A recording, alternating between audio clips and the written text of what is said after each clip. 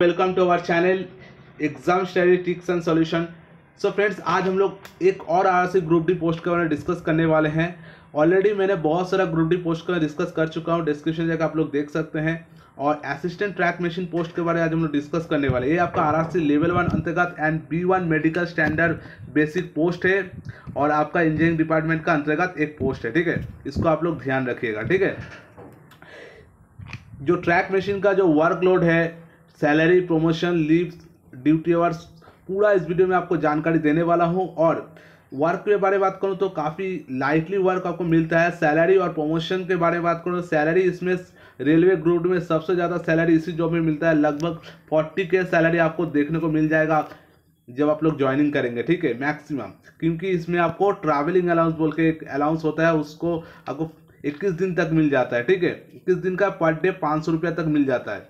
ठीक है, उसके बाद आपका जो काम है एज ए हेल्पर के हिसाब से काम करना है। आपको जब पोस्टिंग दिया जाएगा कोई एक डिवीजन में अलर्ट किया जाएगा। ऐसा नहीं कि आपको एक स्टेशन ऐसा कुछ स्टेशन में अलर्ट किया जाएगा, एक डिवीजन में अलर्ट किया जाएगा। आपको ऑल डिवीजन में काम करना पड़ेगा मशीन के साथ। तो मशीन के साथ इधर देख लीजिए एक बॉगी रहता है। इस बॉगी का नाम है कैंपिंग कोच। इस कैंपिंग कोच में लगभग 25 से 30 मेंबर रहता है। इसमें आपको मिलेगा टेक्नीशियन मिलेगा, आप जैसे बहुत सारा हेल्पर मिलेगा, उसका जेई मिलेगा, उसका एसएससी।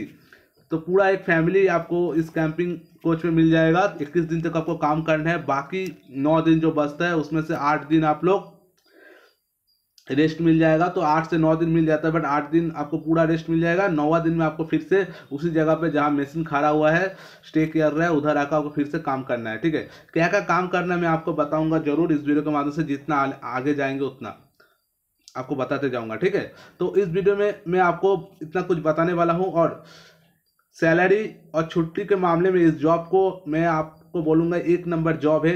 ऐसा जॉब आपको रेलवे में कोई पोस्ट में नहीं मिलेगा। एनटीपीसी हो जाओ, फिर ग्रुप डी हो जाओ, कोई भी पोस्ट में नहीं मिलेगा, क्योंकि इतना छुट्टी, इतना सैलरी इन हैंड फर्स्ट में ज्वाइनिंग टाइम इतना नहीं मिलेगा। ठीक है, तो प्रमोशन वगैरह भी अच्छा खासा है। चलिए आज के वीडियो में स्टार्ट कर लेता हूँ। उसके पहले एक बात बताना चाहूँगा, रेलवे के हर अपडेट को टाइम टू टाइम पाने के लिए इस चैनल को सब्सक्राइब कर लीजिएगा और बेल आइकन को क्लिक करके रखिएगा। पसंद है तो लाइक शेयर भी कर लीजिएगा। ठीक है, और रेलवे के हर अपडेट और नोटिफिकेशन टाइम टू टाइम मैं टेलीग्राम में देता हूँ। ठीक है, चलिए एक बार दिखाता हूँ टेलीग्राम क्यों आपको ज्वाइन होना है। अभी तक 10 आरआरसी का पैनल लिस्ट आ चुका है। तो इस 10 आरआरसी का जो पैनल लिस्ट का नोटिस है आप लोग को इस टेलीग्राम चैनल के माध्यम से मिल जाएगा। मैं ऑलरेडी पोस्ट कर चुका हूँ, आप लोग जाकर देख सकते हैं। और रेलवे के हर नोटिस को मैं टाइम टू टाइम दे देता हूँ। लगभग आपको 3 महीना में लगभग 250 के आसपास पीडीएफ में इधर अपलोड कर चुका हूँ टाइम टू टाइम। तो इसीलिए बोलूँगा टेलीग्राम आप लोग ज्वाइन हो जाएगा। ठीक है, चलिए आज का वीडियो स्टार्ट कर लेते हैं।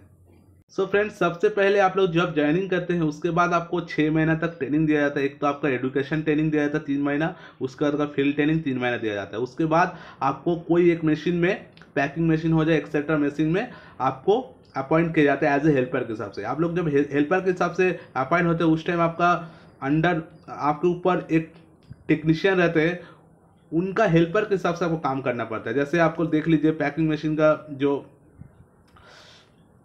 दांत है इसको मेंटेन करना, कोई भी नट बोल्ट ढीला है कि नहीं उसको मेंटेन करना।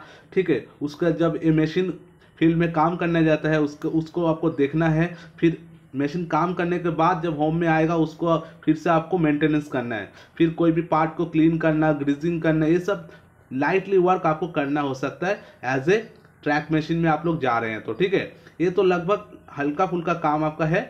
चलिए अभी हम लोग बात करने वाले हैं बाकी आपका जो ड्यूटी आवर्स, पोस्टिंग वगैरह वगैरह। चलिए देख लेते हैं एक बार। तो ऑलरेडी मैं बता चुका हूँ ये आपका B1 मेडिकल स्टैंडर्ड पोस्ट है, इंजीनियरिंग डिपार्टमेंट का अंतर्गत है और लेवल 1 है। ठीक है, हेल्पर पोस्ट में आपको अपॉइंट किया जाता है। ऑलरेडी मैं बता चुका हूँ आपका। ऑलरेडी मैंने अलग से कोई मतलब स्टेशन अलर्ट नहीं होता, डिवीजन अलर्ट होता है। ऑल डिवीजन में आपको काम करना हो सकता है। एज इट इज़ आपको दूसरा जोन में जाकर भी काम करना हो सकता है ज़रूरत होने से भी। ठीक है, ड्यूटी आवर्स की बात करें तो आपको 21 दिन तक कंटिन्यू ड्यूटी करना है। 24x7 आवर ड्यूटी सर्विस देना है। मतलब ऐसा नहीं कि 24/7 मतलब काम करना है, 2 से 3 घंटे आपको काम करना हो सकता है। उसके बाद आपको मशीन को मेंटेन करना एवरीडे, यही आपका काम है। ठीक है, डे नाइट बोथ शिफ्ट आपको मिल जाता है, इसीलिए नाइट ड्यूटी का जो अलाउंस है उसको भी मिल जाएगा। ठीक है, आप लोग मैक्सिमम डिस्टेंस कवर करते हैं इसीलिए आपको ट्रैवलिंग अलाउंस भी मिल जाता है। फ्रेंड्स, मैक्सिमम 3 से 4 घंटे आपको काम करना होता है। ठीक है, उसके बाद फ्रेंड्स देख लीजिए वर्कलोड के बारे में ऑलरेडी बता चुका हूँ। मशीन को मेंटेन करना, क्लीन करना, लाइटली वर्क है, एज ए हेल्पर से काम करना। लीव के बारे में बात करें तो ऑफिशियली छुट्टी तो आपको रेस्ट मिल जाता है 8 से 9 दिन, ठीक है। बट जो रूल है 10 CL मिलेगा साल में, आपको इस साल में ख़त्म करना है। तो 7 तो वीकली रेस्ट मिल जाता है, फिर 2 एक्स्ट्रा होता है क्योंकि एक दिन आपको मतलब 8 दिन छुट्टी मिल जाता है। 9वां दिन में आपको ज्वाइन होना है, मैं ऑलरेडी बता चुका हूँ।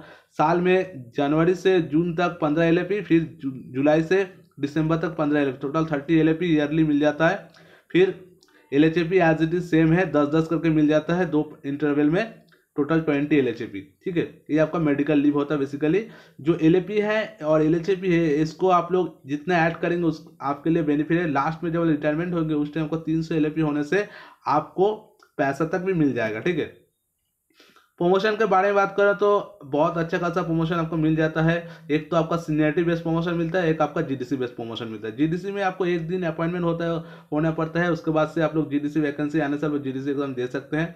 बट LDC आप लोग टेक्नीशियन होने के बाद ही दे सकते हैं, ठीक है। तो आप लोग टेक्नीशियन ट्रैक मशीन हेल्पर होते हैं तो 1800 GP होता है लेवल 1, उसका टेक्नीशियन 3, उसका टेक्नीशियन 2, टेक्नीशियन 1, ऐसे होते होते 2 से 3 साल एवरी गैप में आपको देना पड़ता है। जैसे टेक्नीशियन 3 होने में 2-3 साल लग जाता है, फिर टेक्नीशियन 2 में 2-3 साल, ऐसे ऐसे होते हैं। सीनियर टेक होने में आपको लगभग 5 से 8 साल भी लग सकते हैं, क्योंकि इसका वैकेंसी होने से उसके बाद ही आपको दिया जाता है सीनियर टेक। उसके बाद आपको एग्जाम देकर JEE SSC हो सकते हैं आराम से, ठीक है। तो प्रमोशन काफ़ी अच्छा खासा मिल जाता है। 10 साल 15 साल में आप लोग SSC JEE तक भी हो सकते हैं, ठीक है। चलिए बात करने वाले हैं सैलरी के बारे में। ग्रुप डी में सैलरी बेसिक सबसे अच्छा पोस्ट है आपका track machine assistant track machine, ठीक है। इसमें आपका बेसिक 18,000 से स्टार्ट हो जाता है।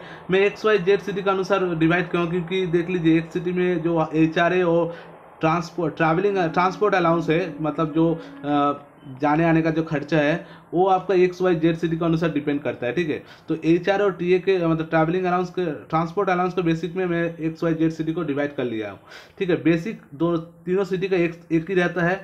उसके बाद DA प्रेजेंट टाइम में 42% है, जो आपका बेसिक पे है उसका 42% 7,560 हो चुका है, ठीक है। और HRA आपको आप लोग एक सिटी में है तो 27%, वाई सिटी में है तो 18%, 9 जेड सिटी में 9% एज इट इज मिल जाता है। इसी तरह TA कैलकुलेट होता है, मतलब ट्रांसपोर्ट अलाउंस इस तरह आप लोग कैलकुलेट होता है, ठीक है।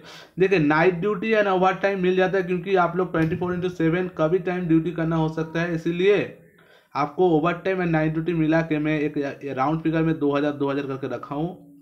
देखिए साल में 12 NH मिलता है, तो एक महीना में एक तो आपका NH मिलेगा, 100% मिलेगा, इसलिए एक NH का पैसा होता है 384 रुपया, ठीक है। इसलिए मैं इसको भी जोड़ लिया हूँ।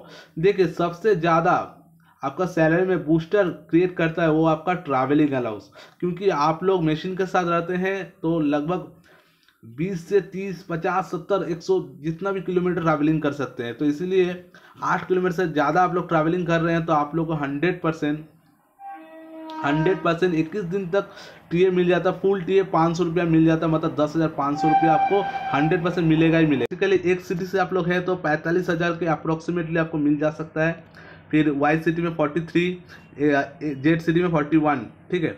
डिडक्शन होता है कुछ NPS और national pension scheme. National pension scheme जो डिडक्शन होता है आपका DA प्लस बेसिक को जोड़ के उसका 10% आपका NPS होता है, उसके साथ सरकार कुछ पैसा देता है, तो हर महीना में आपका 5,500 रुपया करके NPS में जमा होता है। अदर डिडक्शन जैसे स्टेट टैक्स हो गया, इंश्योरेंस वगैरह ऐसा हो गया, टोटल 250 रुपया तक उसमें भी देखने को मिल जाता है, मतलब 2800 रुपया आपका इस सैलरी से डिडक्शन हो जाता है। तो नेट पे आपका लगभग 43-42 हो जाता है। तो मैं बोलूँगा एवरेज जो सैलरी आपका इस जॉब में मिलेगा लगभग 38 से 42 के बीच में, ठीक है। इतना मिलेगा ही मिलेगा 100% इन हैंड। उसके बाद साल में आपको दसरा बोनस देखने को मिल जाएगा, जिसको हम लोग दिवाली बोनस बोलते हैं, 17,951 रुपया। ड्रेस बोनस जुलाई मंथ के अंदर मिल जाएगा 5,000 रुपये। इसी तरह DA मतलब डियरनेस अलाउंस साल में आपको 2 मिल जाएगा, एक तो 3%, एक 4%। उसके बाद एक इंक्रीमेंट जुलाई मंथ में आपको देखने को मिल, लगभग साल में 1,800 से 2,000 तक आपका इंक्रीमेंट होगा सैलरी में, ठीक है।